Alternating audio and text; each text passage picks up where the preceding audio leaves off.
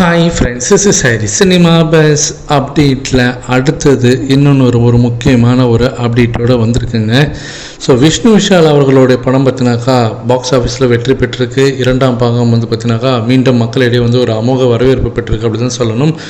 In spite of Vijay சாரோட ஃபேன்ஸ்லாம் பார்த்தினாக்கா இந்த படத்தை வந்து நாங்கள் வந்து கிட்டத்தட்ட அந்த படத்தை வந்து நாங்கள் வாஷ் அவுட் பண்ணிவிடுவோம், இது வந்து படத்தை வந்து ஃபெயிலியர் ஆகுவோம் அப்படின்ற மாதிரிலாம் சோஷியல் மீடியாவில் கிட்டத்தட்ட ஒரு சபதம் எடுத்திருந்தாங்க. ஆனால் அதற்கு நேர்மாறாக இந்த படம் பார்த்தினாக்கா ஃபேமிலி ஆடியன்ஸ் மத்தியில் நல்ல வரவேற்பு பெற்றிருக்கு. புக்கிங்ஸும் பார்த்தினாக்கா நீங்கள் புக் மைஷோவில் போய் பார்த்தாலும் தெரியும், நல்ல வந்து ஒரு புக்கிங்ஸாக நடந்திருக்கு. படமும் பார்த்தினாக்கா வெற்றிகரமாக ஓடினுக்கு பாக்ஸ் ஆஃபீஸில். ஸோ இந்த நிலையில் தான் இந்த படத்தோடைய அந்த சக்ஸஸ் மீட்டில் வந்து விஷ்ணு விஷால் அவர்கள் வந்து பேட்டி கொடுத்துருக்காரு. அவர் பேசுகிற அந்த வீடியோக்கான லிங்க்கை நம்மளுடைய டிஸ்கிரிப்ஷன் செக்ஷன் வந்திருக்கேன், மறக்காம பாருங்கள். அதில் அவர் என்ன சொல்லிருக்காருன்னா, இதுதான் உண்மையான வெற்றி அப்படின்ற மாதிரி சொல்லியிருக்காரு. நேரடி அட்டாக் டைரெக்டாக பார்த்தினாக்கா அந்த விர்ச்சுவல் வாரியர்ஸுக்கு அகேன்ஸ்டாக அவர் வந்து ஒரு குற்றச்சாட்டு வைக்கிறார். இது வந்து ஒரு உண்மையான வெற்றி, இந்த வெற்றி யாராலையும் தடுத்து நிறுத்த முடியாது அப்படின்றதுல அவர் வந்து தெளிவாக சொல்லியிருக்காரு. அடுத்தது அவர் மட்டும் என்ன சொல்கிறாருன்னா, நிறைய பேர் வந்து இங்கே வந்து இந்த படத்தை வந்து அப்யூஸ் பண்ணுறதுக்கு வந்து ட்ரை பண்ணுறாங்க, இந்த படத்தை வந்து ஃபெயிலியர் ஆகிறதுக்கு நிறைய ட்ரை பண்ணியிருக்காங்க.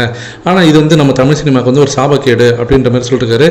இந்த ஒரு விஷயம் அவர் என்ன சொல்கிறாருன்னு பார்த்தீங்கன்னாக்கா, இது வந்து மனசுக்கு வந்து ரொம்ப வலிக்குது. ஸோ அதாவது ஒரு சின்ன அஜெண்டாவை நீங்கள் கையில் எடுத்துக்கிட்டு அதற்காக நீங்கள் வந்து ஒரு பாலிடிக்ஸ் வந்து இதில் வந்து புகுத்தாதீங்க, எனக்கு வந்து இந்த பாலிடிக்ஸ் பிடிக்காது, நான் இது வந்து பாலிடிக்ஸாக விரும்பலை அப்படின்ற சொல்லியிருக்காரு.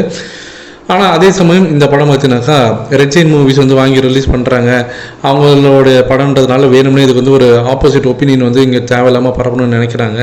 ஸோ அவங்க வந்து ஒரு 13 வருஷத்துக்கு மேலே இந்த ஃபீல்டில் வந்து சக்ஸஸ்ஃபுல்லாக ரன் இருக்காங்க ரெட் ஜெயின் மூவிஸ். அவங்கள்ட்ட வந்து ஒரு டிஸ்ட்ரிபியூஷன் கம்பெனியாக இருக்காங்க, ப்ரொடக்ஷன் கம்பெனியாகவும் இருக்கிறாங்க. ஆனால் இது ஃபேமிலி ஆடியன்ஸ் வந்து இந்த படத்தை வந்து என்ஜாய் பண்ணி பார்க்குறதே எனக்கு ரொம்ப சந்தோஷமாக இருக்குது. இந்த படம் 100 கோடி தொடும் அப்படின்ற மாரி அவர் வந்து பார்த்திங்கன்னா அவரோட கணிப்பு சொல்லியிருக்காரு. நீங்கள் விஷயம் என்னன்னாக்கா, ரஜினி சாரோட படத்துக்கும் இதேமாதிரி தான் வந்து இப்போ நெகட்டிவிட்டி ஸ்ப்ரெட் பண்ண ஆரம்பிக்கிறாங்க ஜெயிலர் செகண்ட் பார்ட்டுக்கு.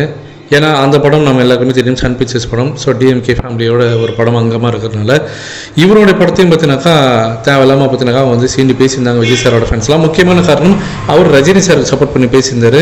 அதிலும் குறிப்பாக அந்த விஜய் சாரோட அந்த பாலிடிக்ஸ் சம்மந்தமாக ரஜினி சார் கொடுத்த அந்த ப்ரெஸ் மீட் சம்மந்தமாக அவர் பேசும்போது நிறைய விஷயங்கள் அவர் சொல்லியிருந்தார். அதை நம்ம எல்லாத்தையுமே பேசிட்டோம் இதுக்கு முன்னாடி. ஸோ ஒன்ஸ் ரஜினி சாருக்கு அவர் சப்போர்ட் பண்ணி பேசுகிறாரு, அதே போல் இங்கே இருக்கக்கூடிய விஜய் சாரோட ஃபேன்ஸுக்கு அவர் அகேன்ஸ்டாக இருக்கிறதுனால இந்த படத்தை அவங்க வந்து ஃப்ளாப் ஆகணும் அப்படின்னு நினச்சிருந்தாங்க. ஆனால் படம் வந்து அதுக்கு நேர்மாறாக வந்து நல்லா வெற்றி பெற்றிருக்கு அப்படி தான் சொல்லணும். ஸோ ஆன்லைன் நெகட்டிவிட்டி இந்த இடத்துல எடுபடலை அப்படின்றது தெளிவாக தெரியுது. மக்கள் வந்து ஒரு படத்தை வந்து விரும்பிட்டாங்க, அவங்க சப்போர்ட் கிடைச்சிட்டுனாக்கா அந்த படத்தை யாராலையும் தடுத்து நிறுத்த முடியாது அப்படின்றது தான் இந்த படம் வந்து ப்ரூவ் பண்ணி காட்டிருக்கு அப்படின்னு நான் சொல்லுவேன். இதை பற்றி உங்களோட கருத்துக்கள் என்ன? இப்போ வந்து மீண்டும் ஜெயிலில் செகண்ட் பார்ட்டுக்கு அவங்க இதேமாரி ஆரம்பிப்பாங்கன்னு நான் நினைக்கிறேன். அந்த படம் வெற்றி பெறுமா, அதை தாண்டி வந்து பெரிய சக்ஸஸ்ஃபுல் மூவியாக வந்து இந்த படம் போகுமா அப்படின்றத மறக்காமல் கீழே சொல்லுங்கள் ஃப்ரெண்ட்ஸ்.